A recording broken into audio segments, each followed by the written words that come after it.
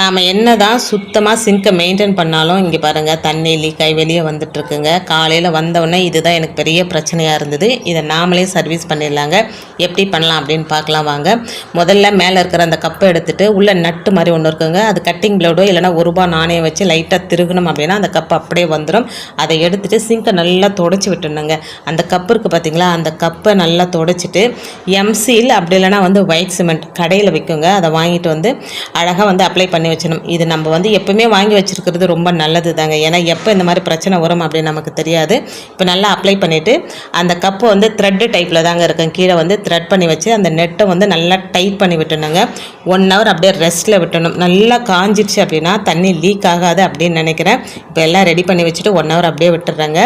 விட்டுட்டு அதுக்கப்புறம் தண்ணி திறந்து விட்றேன் பாருங்கள். தண்ணி லீக்கே ஆகலை. இதுக்கு நம்ம ஆளை கூப்பிட்டுருந்தோம் அப்படின்னா கண்டிப்பாக ₹500 இல்லாமல் யாருமே பண்ண மாட்டேன்றாங்கங்க.